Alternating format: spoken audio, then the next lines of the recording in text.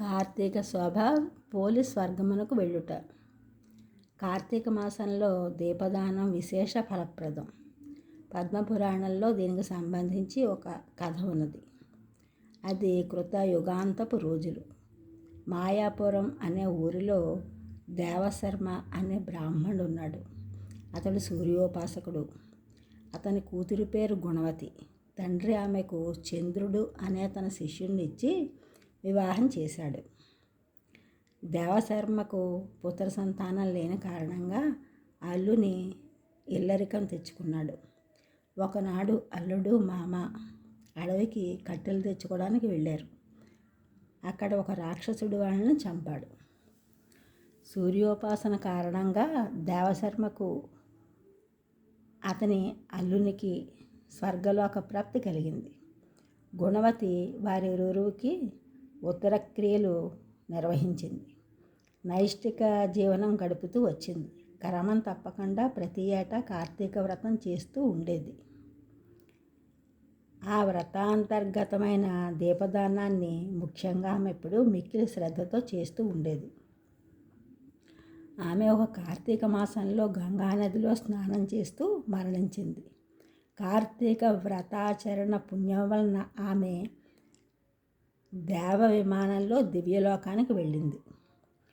తను వైకుంఠానికి దివ్య విమానంలో వచ్చిన గుణవతిని చూడడంతోనే విష్ణుమూర్తి, లక్ష్మీదేవి చాలా సంతోషించారు. ఆ సందర్భంలో బ్రహ్మ వారిని ప్రార్థించాడు. ఆ ప్రార్థన ఫలితంగా విష్ణుమూర్తి కృష్ణునిగా, లక్ష్మీదేవి రుక్మిణిగా, దేవశర్మ శత్రాజిత్తుగా, దేవశర్మ అల్లుడు చంద్రుడు అక్రూరుడిగా, వైకుంఠములోని కల్పవృక్షం తులసి మొక్కగా, గుణవతి సత్యభామగా భూలోకంలో అవతరించారు. లోగడ మానవాంగనగా ఉన్నప్పుడు దీపదానము వలన కార్తీక వ్రతం ఆచరించిన ఫలితంగా ఈ జన్మలో అనంతమైన ఐశ్వర్యం, ప్రతిరూపాన విష్ణుమూర్తిని ధ్యానిస్తూ కార్తీక దీపం దానం చేయడం వలన విష్ణు అవతారంలో ఒకటైన కృష్ణుని భర్తగా పొందడం సత్యభామగా గుణవతికే సాధ్యమైంది. దీపం జ్యోతి వరబ్రహ్మం దీపం సర్వ తమోపహ దీపేన సాధ్యతే సర్వం సంధ్యాదీపం నమోస్తుతే.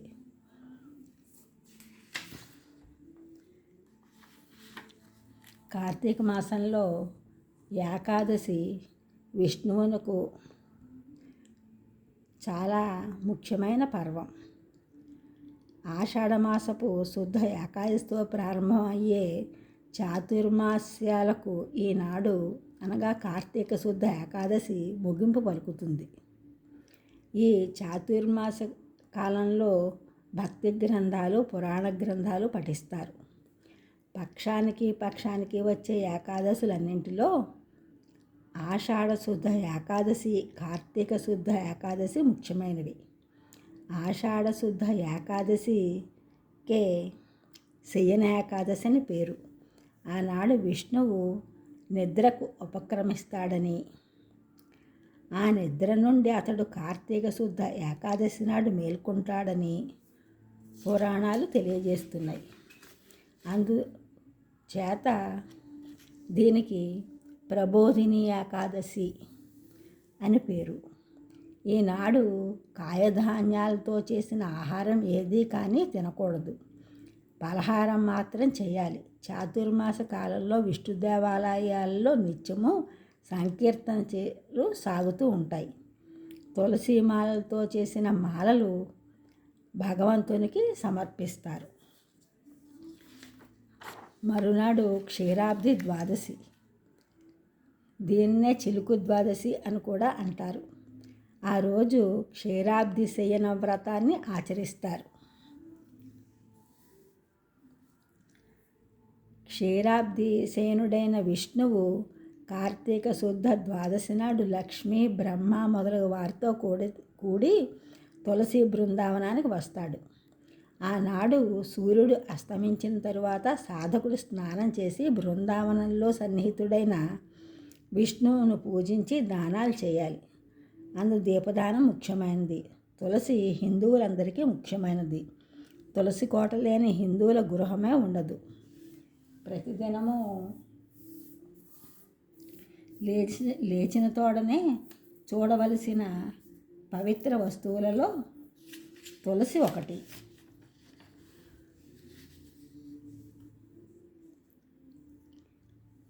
హిందూ స్త్రీలు ప్రతిరోజు తులసి పూజ చేస్తారు. తులసి మొక్కకి నీళ్లు పోసి యన్మూలే సర్వతీర్థాన్ని యన్మధ్యే సర్వదేవతాః యదగ్రే సర్వవేదాశ్చ తులసీత్వం నమామ్యహం అని పై శ్లోకాన్ని చదివి తులసి కోటలో నీళ్లు శిరస్సుపై జల్లుకుంటారు. క్షీరాబ్ది ద్వాదశి నాడు సాయంత్రం సూర్యుడు అస్తమించిన తర్వాత సాధకుడు తులసి కోటలో కాయతో ఉన్న ఉసిరి కొమ్మను ఉంచి పూజించడం ఆచారం. క్షీరాబ్దిసేన వ్రత కల్పంలో తులసీధాత్రి సహిత లక్ష్మీనారాయణుగా మున్నగు ప్రయోగాలు కనిపిస్తాయి. ధాత్రి అనగా ఉసిరిక. క్షీరాబ్ది ద్వాదశి నాడు కాయతో కూడిన ఉసిరి కొమ్మను తులసిలో కలిపి పూజించడం ముఖ్యమైంది. అంతేకాకుండా దీని కాయపై ఆవునేతి ఒత్తిని వేసి దీపదానం చేయడం ఆచారంగా ఉంది. క్షీరాబ్ది ద్వాదశి నాడు చేసిన వస్త్రదానం, సువర్ణదానం, రజిత దానం, దీపదానం కోటి గుణితాలు అవుతాయి. ఈ వ్రతం చతుర్వర్ణాల వారు ఆచరించవచ్చును. తరువాత పూర్ణిమ. దీన్ని త్రిపురీ పూర్ణిమ అని కూడా అంటారు.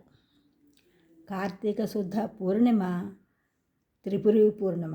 ఇది శంకరునికి ప్రియకరమైనది. ఈనాడు శంకరుడు త్రిపురాసురుని సంహరించాడు. అది ఏ విధంగానో శంకరునికి కీర్తిని తెచ్చిపెట్టింది. అది వినిన నారదుని ద్వారా వినిన త్రిపురాసురుడు శంకరుని యందు అసూయ చెందాడు. అందువలన కైలాసానికి వెళ్ళి శంకరుణ్ణి యుద్ధానికి పిలిచాడు. 3 రోజులు తీవ్ర యుద్ధం చేసి శంకరుడు త్రిపురాసురుణ్ణి సంహరించాడు. అప్పుడు దేవతలు శంకరుణ్ణి స్తోత్రం చేశారు. మార్కండేయ పురాణం ప్రకారం కార్తీక పౌర్ణమి నాడు దానం చేస్తే పౌండరీక యజ్ఞం చేసినంత ఫలితం వస్తుంది. కర్ణుడు చనిపోయాక భారతం లేదు, కార్తీక పౌర్ణమి వెళ్ళాక వానలు లేవు అని తెలుగునాట నానుడి.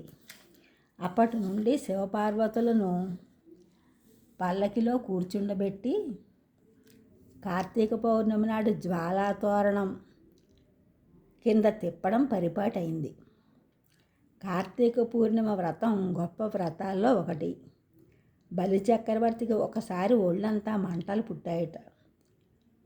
వేపుడు బియ్యం నైవేద్యం పెట్టి కార్తీక పూర్ణిమ నాడు శివుణ్ణి ఆరాధించగా బలిచక్రవర్తికి మంటలు తగ్గాయి. పార్వతీదేవి కూడా ఒకసారి ఈ వ్రతం చేసిందిట. మహిషాసురుణ్ణి సంహరించే సందర్భంలో ఆమెకు తెలియకుండానే శివలింగాన్ని పగలగొట్టిందిట. ఆ పాపం పోవటానికి ఆమె ఒకనొక కార్తీక పూర్ణిమ నాడు శివారాధన చేసిందిట. దీన్ని బట్టి కార్తీక పౌర్ణమికి చాలా విశిష్టత ఉన్నది అని తెలియచున్నది. కార్తీక పౌర్ణమి నాడు మరొక ప్రత్యేక ఉత్సవం జ్వాలాతోరణం. కార్తీక పౌర్ణమి నాడు జరుపుబడే జ్వాలాతోరణోత్సవానికి పలువురు రీతుల పురాణ గాథలు చెబుతారు. సముద్ర మథన సమయంలో పుట్టిన హాలాహలాన్ని లోక కళ్యాణార్థము ఈశ్వరుడు మింగుతాడు. ఆ తరుణమున తన భర్తకు ప్రాణోపద్రవం కలగకుండా ఉండడానికి పార్వతీదేవి తన ఇష్టదైవాన్ని ప్రార్థిస్తూ భర్త కంఠాన్ని పట్టుకుంది. ఆ విషం కంఠమందే నిలిచినందున పరమేశ్వరుడికి గరళకంఠుడు అని పేరు వచ్చింది. ఆ ఆందోళన సమయంలో నా భర్తకు ఎలాంటి కీడు జరగకుండా ఈ గండం గడిచిందంటే నేను కుటుంబ సహితంగా చిచ్చు తోరణం కింద ముమ్మారు దూరి వస్తానని మొక్కుకుందిట పార్వతీదేవి. శివుడు ఎటువంటి ఆపద లేకుండా బయటపడ్డాడు. అందువలన చిచ్చు తోరణం కింద పార్వతి ముమ్మారు దూరి వచ్చింది. అప్పటి నుండి జ్వాలా తోరణోత్సవం మొదలైంది. కార్తీక పౌర్ణమి నాడు శివాలయం ఎదుట 2 స్తంభాలు పాతి అడ్డంగా ఒక దూలాన్ని కడతారు. ఎండుగడ్డి వాటిపై దట్టంగా కడతారు. ఆపై వాటిని వెలిగిస్తారు. ఆ గడ్డి మండుతూ ఉండగా శివపార్వతులను పల్లకీలో ఉంచి దాని కిందుగా 3 సార్లు తిప్పుతారు. జ్వాలా తోరణమున కట్టిన గడ్డిని కాలుతూ ఉండగానే రైతులు సంగ్రహించి ఆర్పి ఇంటికి తెచ్చుకుని ఈ గడ్డిని సంపాదించడానికి ఎంతో కష్టపడతారు. కొంత పెనుగులాట కూడా ఉంటుంది. పెనుగులాడి సంపాదించిన గడ్డిని రైతులు వెంటనే తమ పశువులకు మేతగా పెడతారు. మరికొందరు ఆ గడ్డిని తమ గడ్డి మేటలలో పెడతారు. ఆ గడ్డి తిన్న పశువులు బాగా పాలిస్తాయని, తమ పశు సంపద వృద్ధి చెందుతుందని నమ్మకం. తరువాత పోలీస్ స్వర్గం.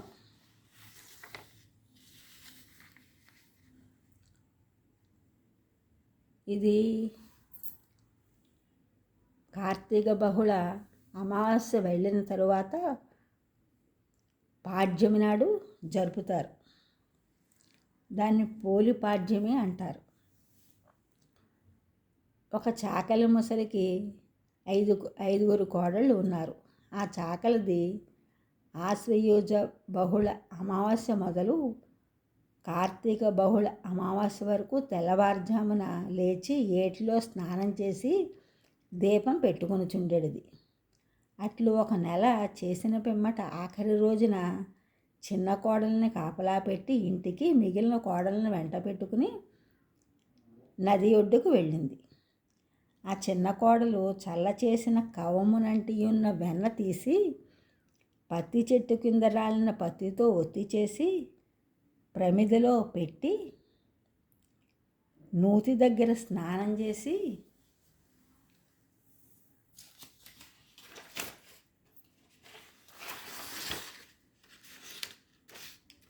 జ్యోతి వెలిగించుకొనెను. కానీ అత్తగారు వచ్చి తిట్టునన్న భయముతో ఆ దీపంపై చాకలి బాణను కప్పెను. దేవతలు ఆమె భక్తికి మెచ్చి విమానం పంపి ఆమెను బొందితో స్వర్గమునకు రప్పించుకొనుచుండిరి. ఆ విమానములోనున్న చాకలి దాని చిన్న కోడలను చూచి దగ్గరనున్న వారందరూ చాకలి పోలి స్వర్గమునకు వెళ్ళుచున్నదని ఆశ్చర్యపడసాగిరి. ఆ మాటలు విన్న చాకలి యొక్క మిగిలిన కోడళ్ళు పైకి చూచి అంతలో పోలి ఎక్కిన విమానము వారి నెత్తి మీద నుండి పోవుచుండెను. వారు వెంటనే పోలి కాళ్ళు పట్టుకుని స్వర్గము పోవునకు ప్రయత్నించిరి.